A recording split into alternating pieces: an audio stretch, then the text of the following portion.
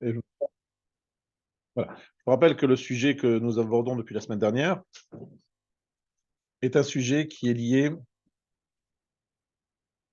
à une découverte importante sur soi-même. On appelle ça la zone de confort, notre zone de confort et ce que la Torah attend de nous par rapport à l'éventuel. On sait, voilà, prenons un exemple très simple, vous avez des soldats, leur zone de confort, c'est la famille, leur travail, l'endroit où ils sont chez eux. Et là, ils sont dans un combat, dans des lieux hostiles, très hostiles, avec un danger qui les guette à chaque seconde, chaque pas. Donc, ils sont tous sauf dans une zone de confort, et au niveau physique, et au niveau moral, et au niveau. Voilà. Ils sont dans une situation d'inconfort parfait. Alors, nous, a priori, on est plutôt dans le confort, surtout ce soir-là. On est très ça va bien confortablement. Mais on doit essayer de sortir d'une zone de confort, nous aussi, un peu comme dans une armée qui doit se mobiliser. Parce que si on reste que dans sa zone de confort, on risquerait de ne jamais exploiter ce que j'expliquais la dernière fois, je résume simplement la dernière fois, ce qu'on appelle la bechira, l'exercice du libre arbitre. Si on peut des fois vivre une vie, ou en tout cas des années pendant notre vie, où jamais notre libre arbitre n'est sollicité. On fait que des choses qui sont dictées par notre entourage, notre éducation, nos traditions, et finalement, ça devient quelque chose de de mort, qui n'a pas véritablement de vitalité, et nos enfants s'en rendent compte. C'est pour ça que des fois, dans certaines familles, on voit des enfants des fois quitter la Torah, parce qu'ils disent, vous faites ce que vous le faites parce que vos parents ont fait la même chose, mais aujourd'hui, c'est plus la mode. Aujourd'hui, on est dans la rébellion, dans la remise en question. Donc, si on sent pas que c'est vraiment vous, eh bien, nous, on va faire autre chose. Alors, on a commencé la semaine dernière à rappeler un élément très important. On a fini là-dessus, que le Rav Yerucham Lebovitch avait expliqué, c'est aussi écrit dans le Dat Rochma Moussar, bref, dans un livre, et dans lequel il dit clairement qu'il n'est pas possible de demander à quelqu'un d'être totalement différent de ce qu'il était. C'est-à-dire de faire un changement radical, dans le sens où les midot, les traits de caractère, effectivement, on va naître avec, on va mourir avec, mais on va pouvoir les améliorer. Merci beaucoup. Ça veut dire qu'on ne peut pas dire, lorsque par exemple, un exemple que nous n'avons pas cité la semaine dernière, c'est lorsque Yaakov, il bénit les fils de Yosef.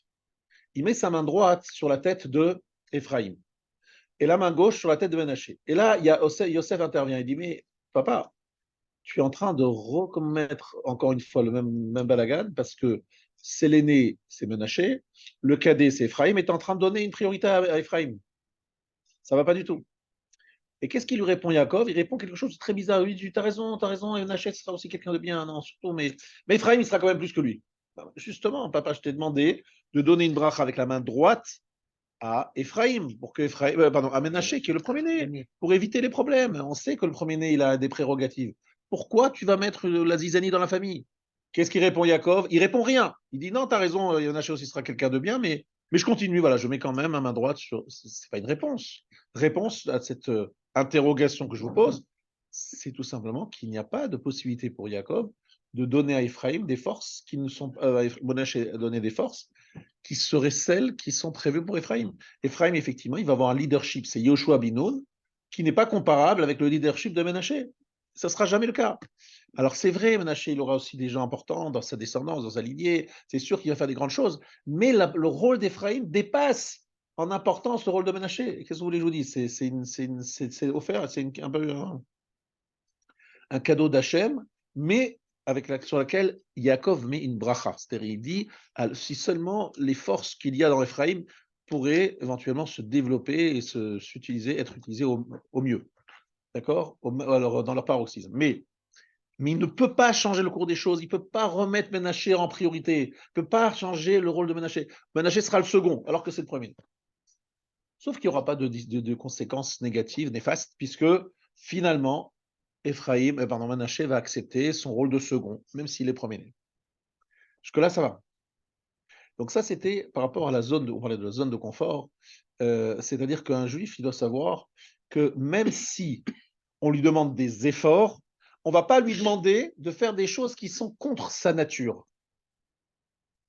On ne va pas lui demander de faire des choses qui sont totalement contre sa nature. On va lui demander de faire un effort, mais on ne peut pas lui demander de faire quelque chose qui est totalement contre sa nature. Parce que tout simplement, c'est pas possible. C'est comme ça qu'il est né. Voilà c'est comme si tu dis à quelqu'un change de couleur des yeux. Je vais aller où me changer la couleur des yeux? Je vais aller où? Alors je peux acheter des lentilles avec des couleurs spéciales. Il y a des gens qui aiment ça, ou des lunettes avec des couleurs spéciales, mais je peux pas changer les yeux, je peux pas changer la couleur de mes cheveux. Alors aujourd'hui, quelqu'un qui a une calvitie précoce, il peut aller en Turquie et se faire planter des implants. Donc il y a encore des choses. On peut aller dans une clinique pour faire la chirurgie esthétique. On peut changer des choses. Mais il n'y a pas de clinique pour changer profondément ses midotes. Voilà, la nature profonde des hommes. Ça veut dire que la première chose, c'est de se connaître. Donc, automatiquement, il y a une urgence à se connaître soi-même. Et on a donné quelques éléments la dernière fois. On a expliqué comment ça se faisait. Parce qu'en fait, en se connaissant soi-même, déjà, on a une très, très grande partie du travail qui est faite parce qu'on sait avec quoi on travaille. Prendre un exemple très concret. Imaginez-vous un électricien qui vient chez vous pour faire une réparation électrique. Et il ouvre sa boîte à outils, il dit « Oh là là là, je me suis trompé parce qu'il y a mon ami à côté de moi qui est lui plombier. » Et on a interverti les boîtes. J'ai pris la boîte du plombier alors que j'aurais dû prendre la boîte de l'électricien. Qu'est-ce qu'il fait, l'électricien, il voit cette erreur? Qu'est-ce qu'il fait? Il reprend ses affaires et il va chercher la boîte à outils électrique. Est-ce qu'on est d'accord? C'est comme ça que ça se passe. Pourquoi? Parce que pour réparer des problèmes électriques, il faut un matériel bien spécifique. Alors, il y a une question en ligne. Abraham, qui est le Rav Chesed, on lui demande d'avoir la Gvoura, de faire la Kedat Yitzhak. Alors Je voilà, ne sais pas contre sa nature. très bonne question. C'est pas de moi, C'est posé par une personne qui se trouve en ligne. Eh bien, je vais répondre à cette question parce que justement, c'est sur ça que le Rav parle exactement précisément, le Rav Yocham. Il dit qu'effectivement, Abraham avait une nature généreuse. Yosef avait une nature où il arrivait à maîtriser ses pulsions.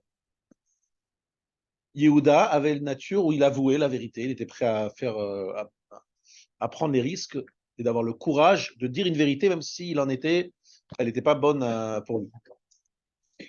Et donc, c'est une nature. Mais alors, qu'est-ce qui se passe? Akadosh Baruch Hu se débrouille, entre guillemets, dire comme ça, pour que les personnes qui ont une nature très bonne, d'accord, soient mises à l'épreuve justement sur cette nature-là, sur ce trait de caractère, où ils sont naturellement très bons. Donc, on va prendre un exemple très concret. Vous avez raison de citer Abraham. Abraham, il est généreux. Et qu'est-ce qui se passe? Sa femme lui dit, tu mets dehors Ishmaël. Il dit, quoi, mon fils Ishmaël, je vais le mettre dehors avec ma femme Agar? Il dit, oui, tu le mets dehors. Alors, il n'a pas envie. Il n'a pas envie, hein, Abraham. Hein. Mais il a fait pourquoi? Parce que Dieu lui a dit, Shema Bekola, écoute ta femme. Alors là, c'était vraiment un passo très compliqué. Très compliqué pour nous maintenant. Bon, bref, en tout cas, c'est écrit dans la Torah, écoute ta femme. Et c'est Abraham qui a cet ordre. Et on lui dit que ta femme, elle a une supériorité au niveau de la prophétie. Donc ça veut dire qu'il va devoir faire un acte violent alors que ce n'est pas du tout sa nature. Ensuite, on lui demande de faire la guerre. Il va faire la guerre pour sauver Lot. La guerre, tuer des gens, mais ce n'est pas du tout la nature d'Abraham.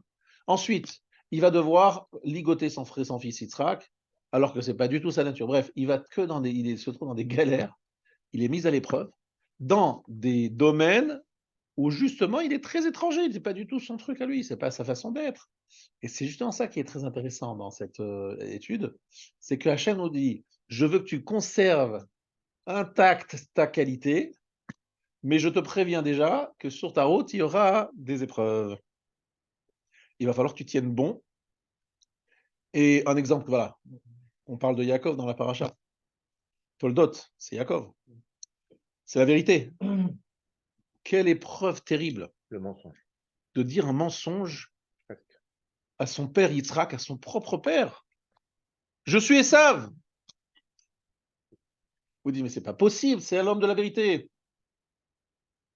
Début de la paracha. Ishtam, Tocho Kebaro, il dit ce qu'il pense, il est intègre. et il va se trouver dans une situation catastrophique. Alors, qu'est-ce que ça veut dire? Pourquoi est-ce qu'il dirait un mensonge? Parce que Dieu lui a demandé, par la bouche de Rivka. Rivka a dit, j'ai une prophétie, il faut que tu fasses ce stratagème, que tu trompes ton père. Incroyable! Mais Yaakov va rester un homme de la vérité, et lorsqu'il est obligé de dire un mensonge, il ne le fera que parce qu'il a un ordre divin bien précis, et de là on apprend que la vérité, évidemment, dans ce monde, elle n'est pas totalement comme on pourrait le comprendre, c'est exactement dire ce qui est. Des fois, on est obligé de dire des mensonges, comme par exemple, pour le Shalom Bayit, on a le droit des fois de déformer la vérité pour ne pas créer des problèmes de Shalom Bayit qui soient insolubles, etc., etc. Donc en fait, il y a on appelle ça un pieux mensonge, voilà, pieux mensonge, voilà, c'est le mot que tous les mensonges ne sont pas permis quand même. non, tous les mensonges ne sont pas permis. La plupart mensonge déformé. Non, on est d'accord. C'est une grande épreuve que nous avons parce que d'un côté, le mensonge est strictement interdit et d'un autre côté, dans certains cas, il n'y a pas le choix. Voilà. Des vérités un peu étendues. Donc ça, c'était le cours de la semaine dernière où nous disions que chacun avait cette qualité extraordinaire avec laquelle Hachem l'a créé et son rôle sur Terre, c'était de la conserver dans sa pureté. C'était le cours de la semaine dernière et donc je n'ai fait que pour l'instant rappeler ce que j'ai dit la semaine dernière. Aujourd'hui, nous avons un sujet très intéressant, qui est celui d'un terme qui s'appelle Adam. Adam, nous allons l'analyser sous différentes formes. Et ça tombe très bien parce que les personnes ici présentes ont souvent étudié le Daf Yomi, et donc ils ont vu le mot Adam utilisé sous un autre terme qui s'appelle Mav'e. Mav'e, tu te rappelles? Ashor, Abor, Amavé, Ve'ever. Donc, je vous rappelle que c'est les 4 Avot Nezikin. Il y a 4, voilà. Et il y en a même 24. Et en fait, il y en a un premier, c'est Shor, le taureau. Donc, c'est pas sympathique, le taureau. Hein. C'est très, très dangereux à gérer. C'est très difficile à gérer. Vous avez le puits, vous avez le feu. Tout ça, c'est pas des trucs sympathiques. Et tout d'un coup, vous avez parmi ces 4 l'homme. Et l'homme est-il un homme qui est appelé ici le Hav, c'est-à-dire un des pères des mazikim, des causeurs de dommages. Voilà. Et en fait, c'est le pire de tous. Il a suffi de lire le 7 octobre, ce qui s'est passé. On voit combien l'homme peut être destructeur, peut faire des choses terribles.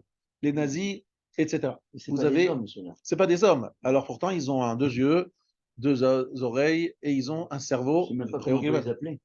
Voilà. Et pourtant, ils s'appellent dans la Torah Parasha, dans la Mishnah de Baba Kama, Mav'e, qui veut dire le prieur.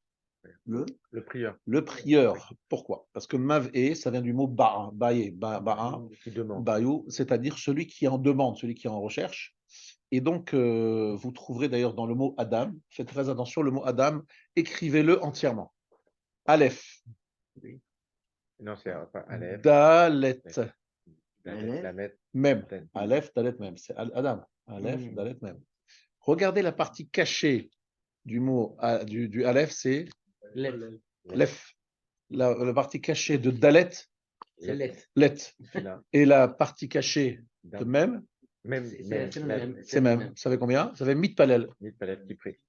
C'est-à-dire les mots cachés du mot Adam sont Mitpalel, le prieur. Donc vous avez le prieur, Mav'e, le prieur, c'est ça que ça veut dire Mav'e, celui qui prie, et cet homme-là est appelé Avot Nezikin, le chef des Mazikim, c'est-à-dire un des plus grands Mazikim qui soit au monde, le plus grand causeur de dommages qui soit. Mais c'est Mav'e dans le sens de Bakasha, de demander de chaque Exactement, Bakasha, Sheila, exactement. Et aussi dans la Gemara, un sourd, donc Intevayoun Bayoun, donc le prieur qui est en même temps le plus grand danger qui soit.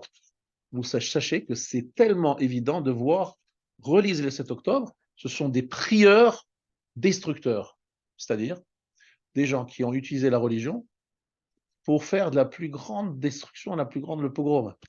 C'est incroyable, ce sont des gens en prière, c'est des gens qui disent « je suis avec Hachem, je prie Hachem, Allah Akbar ».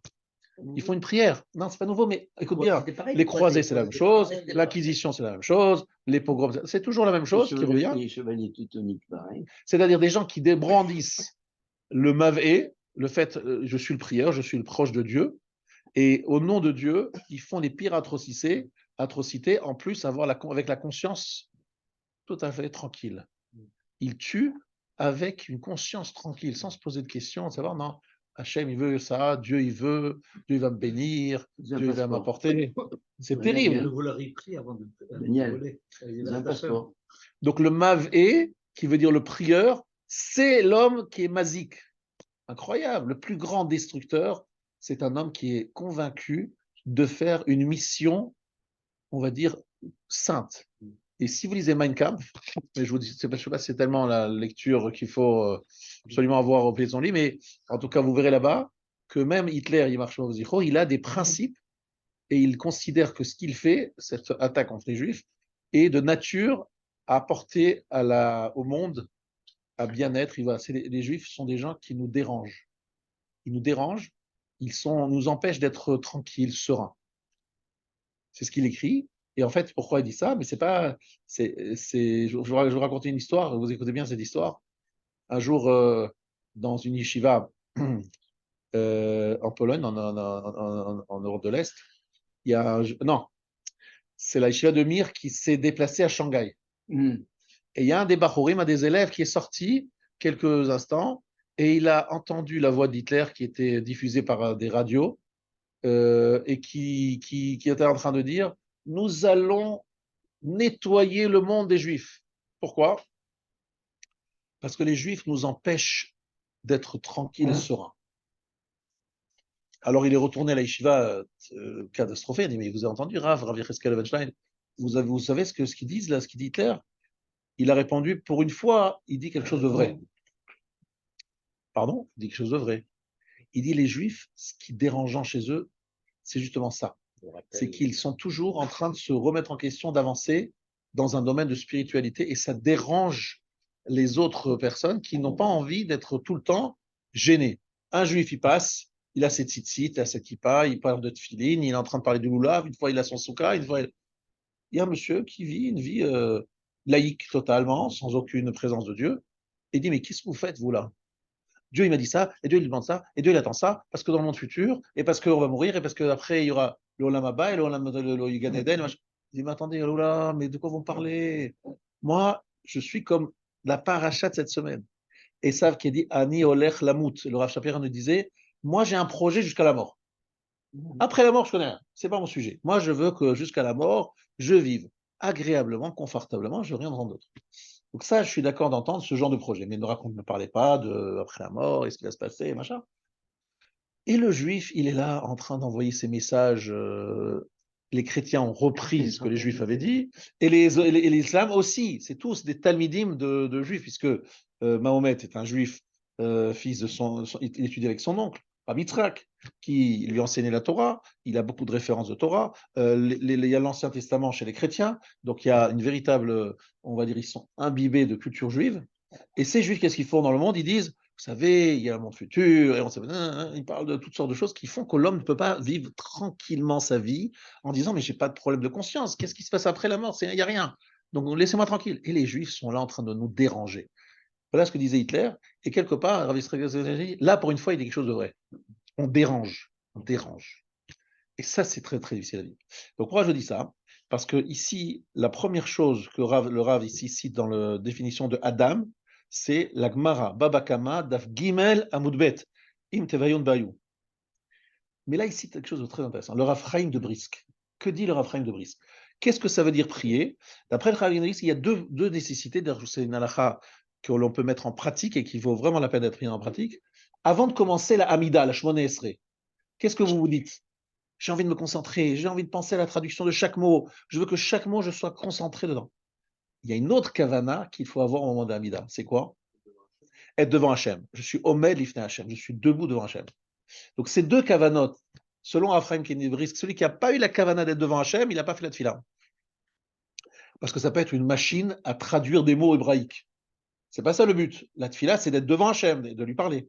Donc il dit qu'il faut avoir ces deux kavanotes. Donc en fait, un Adam, c'est un mitpalel, c'est-à-dire quelqu'un qui se tient devant Hachem. La Hamida, on dit la Hamida. C'est quoi la Hamida? Être debout.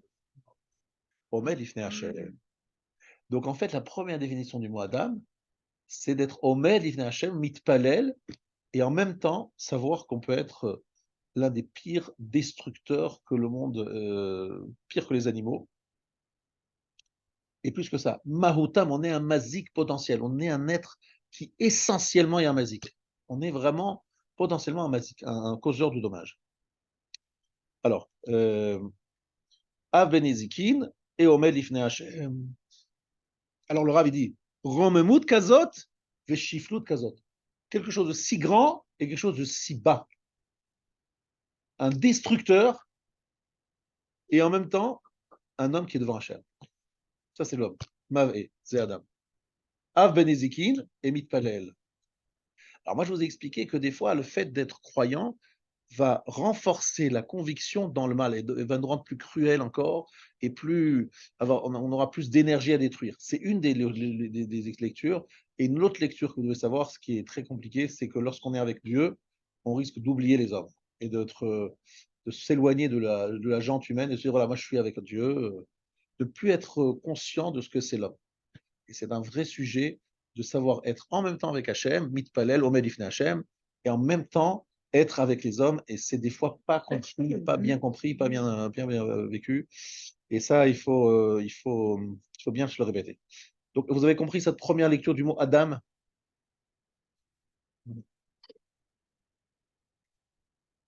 Voilà, ça c'est la première source, occurrence. Tous les Nézikim ne sont pas forcément faits au nom de Dieu. Les gens qui, en fait, qui commettent des crimes, des actes malveillants, mais sans aucune croyance. Alors effectivement, il y a des gens qui causent des dommages, comme les voleurs qui sont là intéressés par l'appât du gain, ou un assassin parce qu'il veut se débarrasser de celui qui fait des beaux yeux à sa femme, d'accord, par exemple, par jalousie ou par autre chose. Il y a toutes sortes de raisons pour être amazique, c'est vrai. Et c'est intéressant de voir que la Gemara, la Mishnah, choisit le mot mavé, qui veut dire le prieur, pour désigner le potentiel destructeur le pire. Ça fait réfléchir. Ça veut dire qu'en fait, l'homme, il doit réaliser qu'il a qu'il a deux options, quoi. Soit c'est un prieur, c'est-à-dire il est vraiment devant Dieu, donc il a un niveau très élevé parce qu'il peut parler à Hachem, et en même temps, il doit se rendre compte qu'il est capable d'être un destructeur d'un homme terriblement cruel et mauvais, et d'avoir cette conscience d'avoir les deux. Ça te permet d'être vraiment, vraiment un prieur devant Hachem, de dire Hachem, s'il te plaît, sauve-moi, parce que si tu ne m'aides pas, je risque de devenir un truand, un brigand, un assassin, machin. S'il te plaît, aide-moi, Hachem. Parce que si je suis plus devant Hachem, parce que tu as compris, quelqu'un qui a des besoins, où il va les chercher? Comment il va assouvir ses envies? Soit, Ses envies ou ses désirs? évidemment, s'il a de la réussite financière, il va pas avoir besoin. Mais s'il n'en a pas, eh bien, soit il demande à Hachem, Hachem, aide-moi, j'ai confiance en toi, c'est toi qui. Soit qu'est-ce qu'il va faire? Il va vouloir obtenir son gain Par la force. par tous les moyens. Donc, il peut être un Madoff, c'est aussi terrible. C'est un terrible mazik. Madoff, tu as les extra, voilà, le secteur. Tu peux faire du forex. Tu peux faire tu peux faire des choses qui sont tordues. Tu peux. Pourquoi? Parce qu'au lieu d'avoir le bitachon, la confiance en Hachem, tu dis, il faut que je prenne l'argent de toutes les manières. Donc, peu importe comment. Parce que les besoins de l'homme existent, la question de savoir par quels moyens tu vas assouvir et répondre à tes besoins. L'homme a des besoins. Alors ça, c'est la première définition de Adam, et je voudrais que vous la reteniez bien. Deuxième définition, c'est la Reshet Evot dans Sota, page 5, Efer, Dam, Mara. Je traduis, Efer avec un Aleph, ça veut dire... Non, pas la poussière, avec un Aleph. Adam, c'est avec un Aleph. La cendre. Dam, et Mara. L'amertume, c'est tout ce qui est.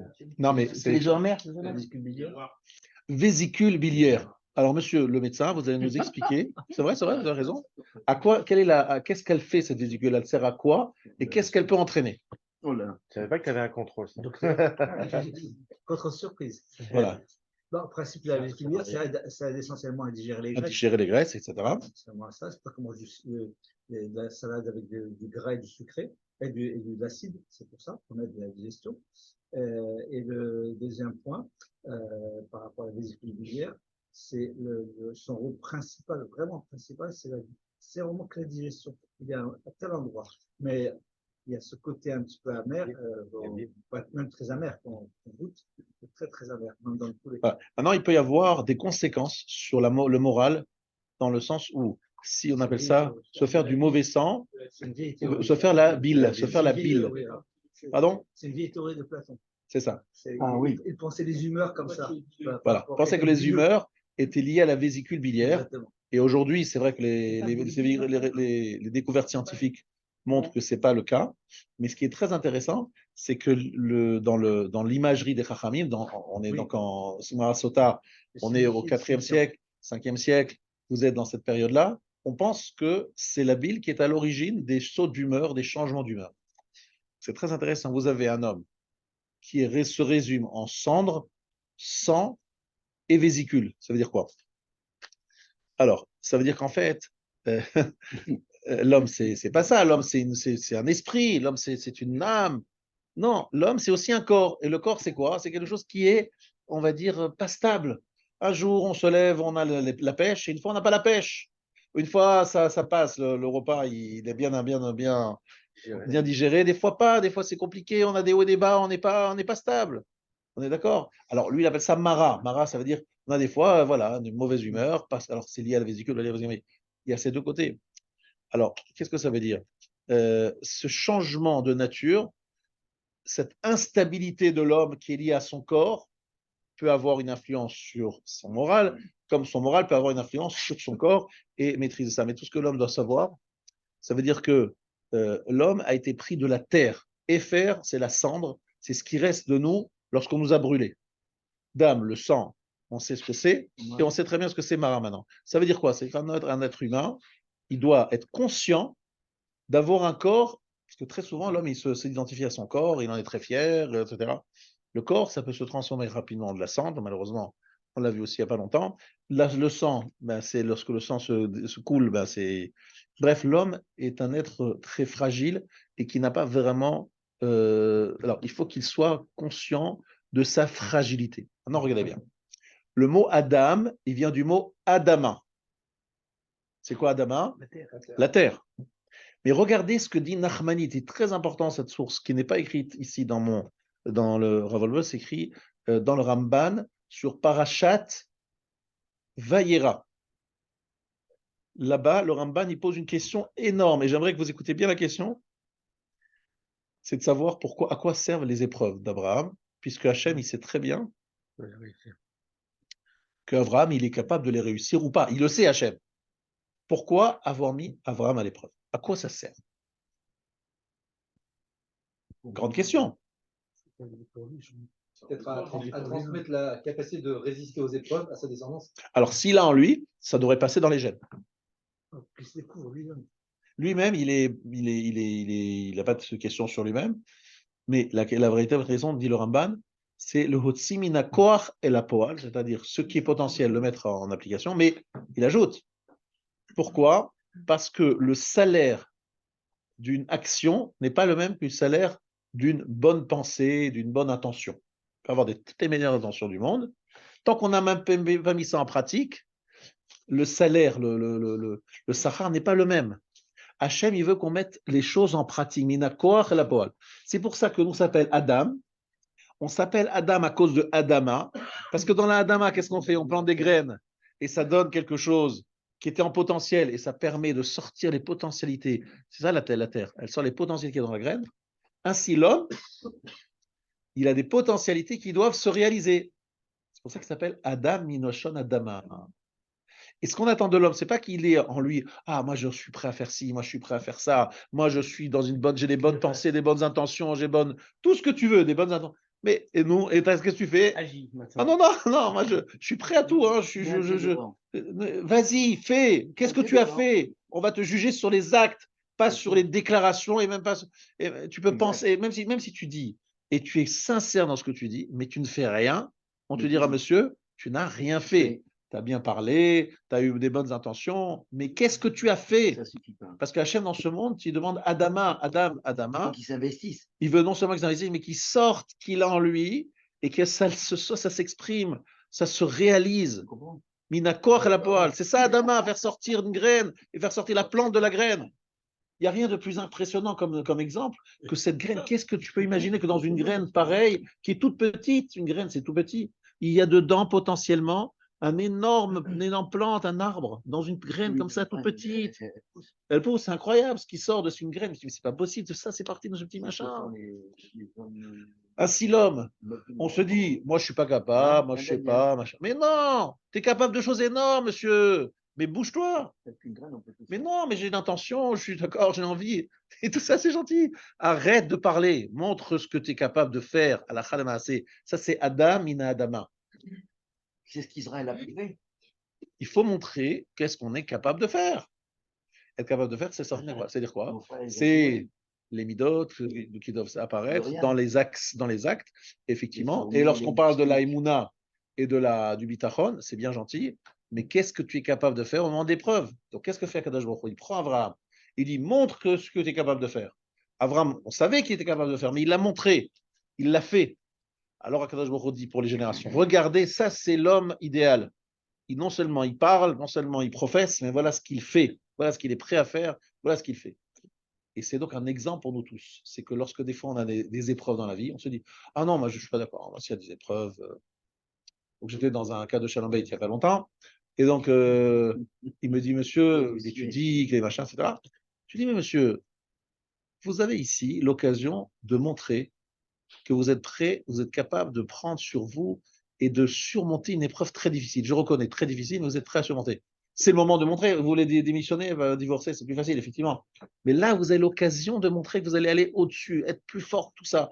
Là, c'est Hachem, il vous donne une perche. Je dis voilà, le moment est venu de montrer que tu es prêt à dépasser tes petits problèmes personnels, ton égoïsme, ton cherche de confort, etc.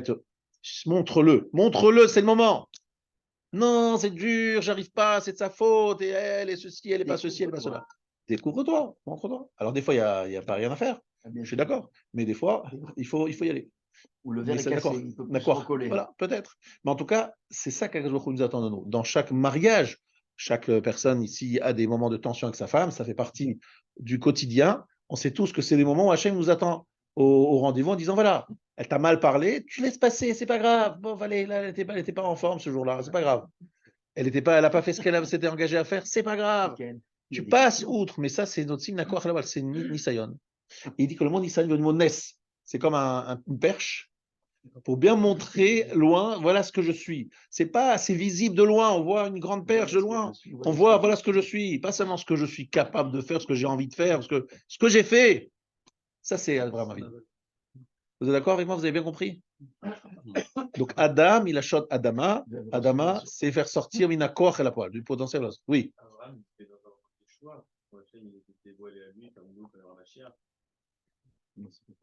Alors, on va expliquer quelque chose. Abraham Avinu, c'est vrai qu'il a eu des révélations divines. On est d'accord? Il a eu la prophétie. Maintenant, d'abord, ça n'a pas commencé tout de suite. La première chose qui s'est fait, c'est qu'il a commencé à s'opposer à toute sa génération. Pendant des années, il y a ce qu'on appelle la traversée du désert d'Abraham. À quel âge, Abraham, on en parle dans la Torah? À quel âge? 75 ans.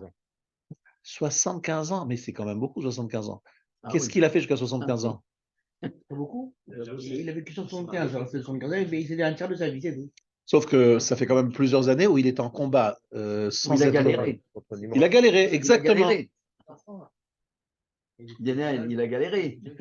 Seul contre tous, jeté dans la fournaise ardente. Donc il a galéré. Après, c'est vrai qu'il a eu des révélations d'Hachem. Et ne dit pas, oui, c'est facile, révélation. Mais à quel âge? Après avoir prouvé quoi? Donc lorsque Hachem lui demande de prendre son fils Yitzhak, l'épreuve, elle est terrible. Pourquoi? Parce que Hachem lui a dit, je vais faire de ta descendance l'avenir du peuple juif. Et ce même Hachem, il dit, bon, allez, égorge-le. C'est Hachem lui-même qui te le dit. Sauf que si Hachem te disait, et que c'est son fils, tu dirais, mais il y a un problème, je pense que j'ai mal reçu le message. Je ne reçois pas 5 sur 5. J'ai des problèmes de communication. Ça a été brouillé sur la ligne. Reconnexion nécessaire dans WhatsApp. Et sans doute, il y a une erreur là, c'est pas possible, parce que moi, si je veux garder mon fils, c'est pas pour moi. C'est mon fils, ça va être le père du peuple juif. Je vais pas l'égorger. Donc moi, j'aurais fait comme ça, j'aurais tardé, j'aurais dit non, c'est une erreur, c'est bref. C'est ça l'épreuve d'Abraham. Même lorsqu'Hachem il te parle, lorsque tu as des contradictions apparentes dans la parole d'Hachem. Hachem il te dit, c'est ta descendance, tu as un, et Hachem te dit, va, tue-le. Attends, ça va pas, il y a un problème là, faut réfléchir là-haut, attends, ça va pas. À son niveau, c'était une grande épreuve. Même à son niveau, tu vois. Bien. Prochaine définition de Adam, à part Adama et faire Dam para Mara, que nous avons expliqué. Donc, la première chose, c'est ne pas être orgueilleux parce que se rendre compte que son corps est vraiment pas quelque chose de solide et de stable. Ensuite, prochaine occurrence, preuve, c'est la Gemara d'un Shavuot. Adam Bishwa Prat le Anus. Ça veut dire quelqu'un qui prononce un serment. Ce serment, s'il a été fait dans une situation de force majeure, c'est-à-dire qu'il n'était pas dans son assiette, il n'était pas capable de prendre les bonnes décisions. Je vous dis les mots de Rashi. Liba ansecha kasavur haïta lishava behemet. Tu pensais jurer avec authenticité, avec force, mais en fait, tu t'es trompé. Libra ansecha. En fait, ton cœur, littéralement, t'a forcé. Tu as été submergé par des sentiments, on va dire comme ça. Submergé par un moment. Voilà, quelqu'un qui apprend ce qui s'est passé le 7 octobre, il est submergé par des sensations terribles. Il peut prendre des décisions dans la folie, dans la truc, qui ne sont pas intelligentes. Mais il le fait parce que ses sentiments le submergent. Il est submergé par des sentiments qu'il n'arrive même pas à maîtriser. On comprend, c'est normal, c'est une situation difficile. Donc quelqu'un qui a vécu ça, par exemple, il y a eu un enregistrement d'une personne qui était dans son appartement à Sderot. Et elle entend clairement, elle voit même par la fenêtre des mechablim, des terroristes en train de se balader dans la rue, et littéralement faire le tour de son bâtiment, d'essayer de rentrer. Elle se dit, ma dernière heure est venue. Donc elle essaie de protéger ses enfants, elle est seule, elle n'est pas son mari. Donc elle est là, elle dit, si Hachem, tu me sauves, je fais Shabbat. Une fois qu'elle a été sauvée, on lui demande, est-ce que tu fais Shabbat? Elle pourrait dire, écoutez, là, j'étais dans une situation complètement particulière, j'ai été forcé par les circonstances. Non, finalement, maintenant, j'ai réfléchi, non, on ne peut pas faire Shabbat, c'est trop dur, c'est pas possible. Pardon, ça s'est arrivé plein de fois. Pardon? Ça marche pas. Attends, Ça marche pas pour ça. Libre mitzvah, etc. C'est ce qui est passé également aussi pour l'oncle, la petite Ouri, du Ouri, là, des soldats, là aussi. Ouais. Ah, ils sont avait dit, si jamais je batte Lévi. En fait, ça veut dire quoi? En fait, il y a des choses qui sont effectivement prises dans des situations extrêmes. Donc le cœur, il n'est pas. Alors moi, je trouve que c'est un bon conseil de faire Shabbat. Hein. Mais on peut des fois se dire, est-ce que vraiment j'étais Adam, j'étais dans mon assiette? J'étais lucide. J'étais lucide lorsque j'ai fait ce serment. Alors c'est écrit dans la Gemara qu'en fait, Adam Bishua, ça veut dire qu'il faut que l'Adam soit Baal Da'at Berura Ve'amitit Belishum Alama Vetaout. Il doit avoir un Da'at clair, authentique, sans se cacher et sans erreur. Da'at hihi Adam Sheba Adam. Le Da'at, c'est l'homme qui est dans l'homme. Qu'est-ce que ça veut dire Da'at? Par exemple, on dit qu'un enfant, il n'est pas Bardat, c'est-à-dire à moins de 13 ans, il n'est pas capable de prendre des décisions. Pourquoi? Parce que l'enfant, à moins de 13 ans, il a un Yetzara très fort. Donc, même si on lui explique et il comprend plein de choses, il est d'accord, c'est vrai, je suis d'accord avec ce que vous dites. Il a envie de faire un jeu à un moment où il avait décidé d'étudier, de prier, ou je ne sais quoi. Il est en train de faire la tfila, la shul, et tout d'un coup, il y a un copain à lui qui passe et qui lui fait un signe. Eh bien, il se lève d'un coup, il s'en va. Vous ne pouvez pas lui dire, mon fils, je suis énervé, comment ça se fait, comment tu fais ça? Il dit, moi, je suis un bébé, je suis un enfant. Je n'arrive pas à résister. C'est trop dur. Toi, tu es un adulte. Tu as le Yetzeratov, moi, j'ai pas le Yetzeratov, j'ai que le Yetzara. C'est très dur pour moi de résister. C'est facile de m'engueuler. Et toi, tu aurais fait mieux à ma place. À mon âge, à 11 ans, 12 ans, je ne peux pas. Alors, effectivement, il y a ce qu'on appelle bar da'at. Da'at, c'est quoi? C'est quelqu'un qui prend les choses avec un shikul da'at, c'est-à-dire il prend en compte plein de choses, il est capable d'avoir une certaine sagesse, une certaine recul, une évaluation des choses qui est très exigeante, bref, etc. Toutes ces qualités qui lui permettent d'avoir vraiment une décision qui tient la route. Eh bien, chers amis, Ça, c'est encore une fois la notion de Adam. Adam, c'est quelqu'un qui est bardat, qui a cette sagesse, cette conscience des choses, etc. Sans cela, il ne s'appelle pas Adam. Parce que la Torah, la Gemara, l'exclut du mot Adam. Et dit, si tu as fait une choix, un serment, lorsque tu étais submergé par des sentiments, ça ne veut pas, tu n'étais pas Adam au moment où tu as fait la choix. Tu ne t'appelles pas Adam à ce moment-là, parce que tu étais sans date, sans réflexion, tu étais dans une situation de choc émotionnel trop fort pour pouvoir vraiment être toi-même. Donc un Adam, c'est quelqu'un qui est bardat. Et une autre définition du Adam est très intéressante, c'est évidemment la relation homme-femme. La Gemara nous dit que celui qui n'est pas marié, il n'est pas appelé Adam. Alors, qu'est-ce que ça veut dire? La Gemara dans Yevamot, page 63. Mish en isha eno Adam. Celui qui n'a pas de femme, il n'est pas Adam. Chez les Marvaïkra, Shemam Adam. Dieu a appelé leur nom Adam. À qui il s'adresse? Adam et Chava. Il leur dit, vous Adam et Chava, vous êtes Adam. Mais s'il n'y a que Adam ou que Chava, il n'y a pas Adam. Être Adam, c'est être marié. Pourquoi? Et c'est ça que le Rav va expliquer. Ça, c'est très intéressant à expliquer parce que il y a deux lectures. Une lecture pshat et une lecture sod. Sod, et il y a le pshat. Et puis pshat, c'est très simple. C'est que, en fait, lorsque nous sommes un Adam, c'est toujours un mélange de mashpia et mekabel. Celui qui donne et celui qui reçoit. Ça veut dire que toute ma vie, je dois être toujours soit quelqu'un qui reçoit, soit quelqu'un qui donne. En prenant un exemple très simple, on va prendre un exemple très simple dans une relation de couple classique. Donc, j'arrive à la maison et je dis à ma femme, j'ai appris une halakha nouvelle, voilà ce qu'on a le droit ou pas le droit de faire le Shabbat. Et ma femme, elle me dit, ah très bien, merci, on ne connaissait pas cette halakha, je reçois, j'accepte. Donc j'ai enseigné, elle a reçu. Je viens, je lui donne un compliment, je dis voilà, tu es belle, tu es gentil, tout ce que tu veux. Elle prend le compliment, dit merci, je reçois, j'accepte. Il y a eu un mashpia, un mekabel. Et puis après, des fois, c'est la femme. Elle nous sert à manger, elle a préparé avec amour quelque chose, elle donne, nous on reçoit. Donc c'est un échange perpétuel qu'on appelle ça, Adam. Si on n'a pas cette possibilité d'échanger avec quelqu'un, avec cette femme, donc on n'est pas Adam. Pourquoi? Parce qu'on n'a pas la possibilité de donner et de recevoir. Alors vous allez dire, mais à la synagogue, on peut le faire. À l'extérieur, dans le travail, on peut le faire. On peut le faire dans la rue. Oui. Mais tant que tu n'as pas la possibilité de le faire 24 heures sur 24, tout le temps, et en plus, avec ta femme, c'est particulièrement sensible. On ne va pas ici faire des longs débats sur ce qui se passe dans les couples. Eh bien, dans ce cas-là, tu n'es pas vraiment un mashpia et mekabel. Tu le fais qu'à des moments limités. Il y a aussi le fait qu'on est Hatsi Neshama lorsqu'on est en fait. Alors voilà, alors ça j'y arrive, la Neshama et Gouf.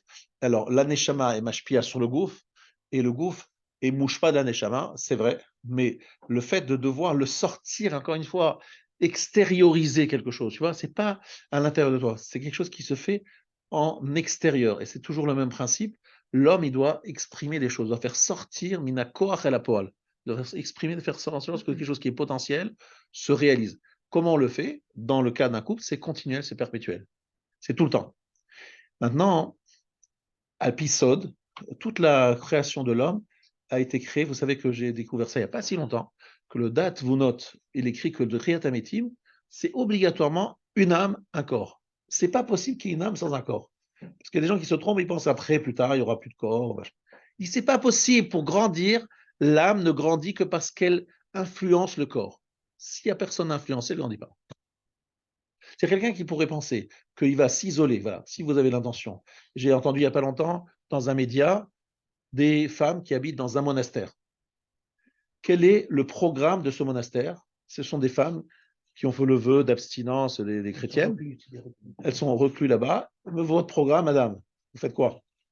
Notre programme, c'est prier, prier, prier. Non, non, il n'y a que ça. Elles font que prier tous les jours pour le monde, voilà, pour la paix dans le monde, pour la.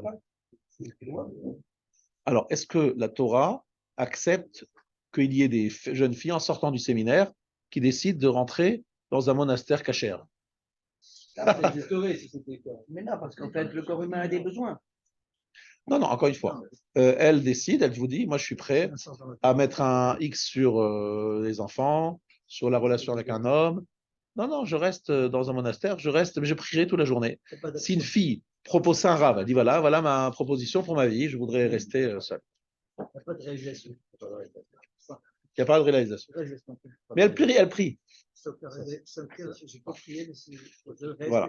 Vous dites, c'est pas possible, c'est possible. Si un Bachor Yeshiva dit, je veux rester Bachor toute ma vie, il y en a eu un qui a eu l'autorisation qui s'appelait Ben Azaï, mais parce qu'il avait un cas de force majeure. Il a dit, j'aime trop la Torah, j'arrive pas à aimer une femme. J'ai pas de place. Bon, mais c'est un cas sur des milliards, voilà. Donc, c'est pas la peine d'en discuter, d'en parler.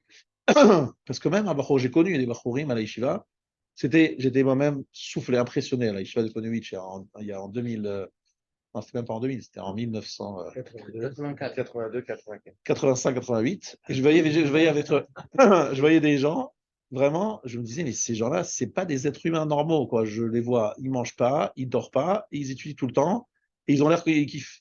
Je dis, c'est beau, c'est magnifique. Donc, j'interviewe un d'eux, je leur dis, voilà, monsieur, je vois que vous adorez la Torah, vous adorez, voilà, le programme de votre vie, je vais me marier. Je dis, mais pourquoi vous mariez? Vous êtes bien là, vous manquez de rien. La Torah me dit, il faut que je me marie. Mais pas vous. Si, moi aussi, je dois me marier. Au contraire, moi, je dois me marier absolument. J'ai la mitzvah de Péréveilla, c'est une grande mitzvah. C'est en fait ça qui est très intéressant. C'est-à-dire, en fait, la Torah ne laisse pas l'homme. Pourtant, c'est plus facile de ne pas avoir de responsabilité par rapport à une femme, des enfants.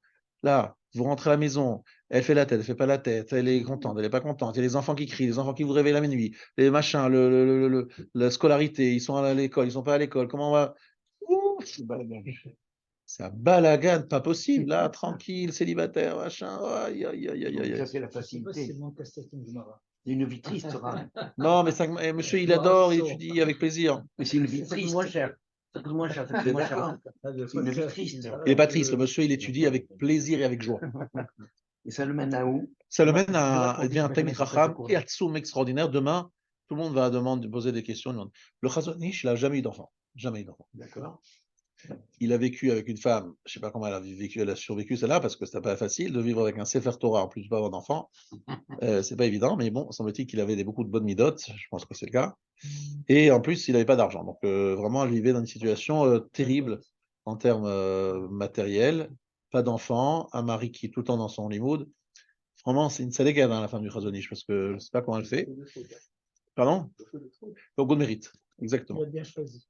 Pardon? Vous avez bien choisi. Voilà, exactement. Pardon? Elle n'a pas eu d'enfant, la femme du Rabbi Lubavitch. Mais c'est pas Bon, pareil. c'est pas pareil parce qu'en fait, Rabbi Lubavitch, il était tout le temps avec beaucoup de monde. Mais le Chazonish aussi à la fin de sa vie, mais pas pendant 55 ans, il était connu par personne, que par les Talmidei Chachamim de la génération. Ça pour vous expliquer qu'en fait, vous devez comprendre quelque chose. Akadosh Baruch Hu nous a mis sur terre, et ça, il dit le Da'at parce que Akadosh Baruch Hu, pourquoi il a créé le monde? Pour être mashpia sur le monde, pour que le monde reçoive sa malchoute, reconnaisse sa royauté. Donc il nous a créé pour pouvoir nous donner. Et nous, on a besoin de donner aussi. C'est-à-dire, comme lui, il donne, parce qu'on écrit en effet à son image, lui, il donne, moi, je donne aussi. Donc, on reçoit. On reçoit et on donne. On reçoit, on donne. C'est tout le temps comme ça. On reçoit, on donne, on reçoit, on donne, on reçoit, on donne. Bah, par exemple, là, qu'est-ce que je fais? Je vous donne un chiot. Mais quand est-ce que j'ai préparé ce chiot? Lorsqu'il y a des années, j'ai écouté le Rav qui m'a lui-même donné ce chiot. Donc, j'ai entendu et maintenant, je vous retransmets. D'accord? Mais c'est tout le temps un passage. Je donne, je reçois. Je donne, je reçois, et ça marche comme ça. Et Akadosh Baruch Hu, lorsqu'il a créé le monde, c'est comme ça qu'il a fait. Donc il dit à l'épisode, Adam n'est appelé Adam que s'il est capable de donner et de recevoir. Donner, recevoir, donner, recevoir. Et c'est comme ça qu'il grandit. C'est comme ça. Il n'y a rien à faire. Il n'y a pas d'autre solution que celle de donner, recevoir, donner, recevoir. Ce qu'on appelle Mashpia, Mekabel. Et ça, c'est Biyan Adéad. Donc, il va très loin le Rav. Baruch ata Hashem Elokeinu melech haolam, she'asani kirtsono. Quand vous traduisez cette phrase, she'asani kirtsono, il m'a fait selon sa volonté. C'est la bracha des femmes, alors que nous on dit shelo asani isha. Alors il dit le Rav que she'asani kirtsono a rapproché du Kaddish, on dit be'alma divra chirute, le monde qu'il a créé selon sa volonté. On compare le monde à une femme. une femme, elle a été créée selon la volonté d'Hachem, mais le monde, c'est quoi? C'est celui qui reçoit. C'est celui qui reçoit la volonté d'Hachem. Hachem, il a voulu créer le monde pour lui offrir, pour lui donner. Ainsi, l'homme, il doit avoir avec sa femme un peu la relation qu'a Dieu avec le monde. Celui d'être mashpia, de donner, de manière à ce que finalement, elle reçoive et elle prenne ce qu'elle a à prendre. Une fois qu'elle a reçu, elle risque d'aller au-dessus de lui, plus grande que lui. Alors, Ephraim Kenevski, lorsque les gens lui demandaient une bracha, il dit, mais pourquoi vous me demandez à moi? Ma femme, elle est plus grande que moi. Elle est plus grande que moi. C'est vrai qu'elle ne connaît pas toute la Torah, mais tout ce qu'elle fait pour lui, c'est un don pour elle de la Torah qui est énorme et qui fait que, d'une certaine façon, c'est plus grand ce qu'elle est que ce que je suis moi. Et qui est toujours derrière lui. Toujours derrière lui. Rachel, la femme de Rabbi Akiva, qui nous dit que elle n'était pas plus grande que Rabbi Akiva. On ne se rend pas compte, en fait. On ne sait pas ce que ça veut dire une femme qui arrive à être la couronne d'un homme de cette qualité. C'est un niveau qui est difficile à imaginer. Il sortait de la tefila, ce matin, elle était derrière lui. Non, mais plus que ça, plus que soi. Moi, je vais vous dire ce qui se passait dans la maison. Il allait se coucher à minuit. Il se levait les deux à 3 heures du matin. Et à un moment, il a eu une attaque cérébrale. Et après, pendant des années, c'est elle qui lui mettait les chaussettes tous les matins, du Rav Frankenevski. Tous les soirs, tous les matins, elle mettait les chaussettes. Il faisait la bracha, Birkat Torah, elle répondait Amen. Et tous les deux, de 3 heures du matin jusqu'au Vetz, elle faisait son seder, elle faisait Perek Shira, Tfilim, etc. Tout un seder qu'elle faisait chaque matin, Ochot Sadikim. Lui, il étudiait, et ils allaient tous les deux ensemble à faire la mitzvila du Netz. Je les ai vus faire. Voilà. Sa vie dédiée pour son mari. Ensuite, elle faisait Shacharit Mincharit avec Minyan, toujours avec son mari. Ça, c'était en fait, leur vie était réglée d'une certaine façon, mais c'est vrai qu'à un certain moment, on voyait dans cette femme quelque chose qui était peut-être encore plus grand que son mari, parce qu'il y avait une capacité de donner la Torah à un très grand nombre et de faire aimer la Torah de façon incroyable. Des gens pas religieux du tout voulaient lui demander des brachot, etc. Il attendait, Rav, il attendait en Des bas gens de pas religieux l'escalier. du tout, pas du tout religieux, mais ils Il sentaient attendait en bas de l'escalier. Vous m'aviez dit une fois qu'elle allait pas voir ses parents parce que son Rafineski avait toujours besoin de sa présence pour étudier. Exactement. Et lui, il disait à sa femme, tant que lorsque tu es là, j'étudie mieux que lorsque tu n'es pas là. Et donc, elle voulait des fois voyager dans des mariages, dans des bar mitzvot, etc. Elle refusait d'y aller pour ne pas être absente, pour ne pas que son mari, ou bien être là au moment du repas, que le repas soit servi à l'heure, un bon repas, et que ce soit elle qui la serve. Lui, il voulait pas que quelqu'un d'autre le serve. C'était elle et personne d'autre, etc., etc. Bref, c'est des choses sans. C'est un vrai couple exceptionnel, extraordinaire, difficile à imaginer un truc pareil. Et le Rav Adozin nous a raconté qu'il était un shiur tous les samedis soirs pendant l'année de deuil de son père. Ephraim Keneski faisait un shiur sur le Yerushalmi. Il y avait les enfants qui dormaient dans l'entrée. Et donc, il devait enjamber les corps des enfants endormis. Il n'y avait tellement pas de place dans cet appartement qui est tout petit, c'est qu'il fallait, les enfants dormaient sur des matelas, les uns à côté des autres, et pour pouvoir faire le shiur, pour entrer dans l'endroit où le Rav étudiait, il passait sur les corps des enfants, comme ça, endormis. Dire ce que ces enfants, ils ont vu. Et un des enfants, les enfants, ils ont raconté qu'ils ont étudié avec leur père tout le chasse avant 13 ans. Le premier enfant. Le deuxième enfant, ils avaient fait que la moitié ou les 2 tiers. Pour vous dire que c'est ça, le chinour, quoi, c'était, le chasse, c'est à la bête. Avant de commencer, on commence par connaître le chasse avant 13 ans, quoi. Et moi, j'étais avec un fils de Raphaël Ganeski et son gendre, à la Yeshiva, à Boniovitch, en 85-88, comme j'ai dit tout à l'heure. Le gendre, il était à côté de moi, David Epstein, et le fils, il était un peu plus loin. Et les gars, c'était déjà voilà, c'était des pointures. Mais c'est des gens qui, tu sens que la Torah, c'est comme s'ils respiraient, c'est leur respiration, c'est leur vie, Mais ça, c'est des niveaux très élevés de Torah, etc. Mais encore une fois, ce que je voulais rappeler, Adam n'est appelé Adam que celui qui est mashpia, qui donne, et donc et lui-même aussi reçoit, il donne, il reçoit, il donne. C'est un échange perpétuel. Sinon, on n'est pas Adam. Et l'âme et le corps, et l'homme aussi doit se dire que la femme qu'il a, c'est aussi l'occasion pour lui de donner et de faire en sorte qu'elle grandisse, kirtsono, selon la volonté d'Hachem. Après est venue une phrase incroyable de la Gemara, toujours dans Yevamot, qui nous dit Amar Rabbi Elazar Kol Adam she'en lo karka eno Adam. Celui qui n'a pas de terrain n'est pas Adam, n'est pas un Adam. Ça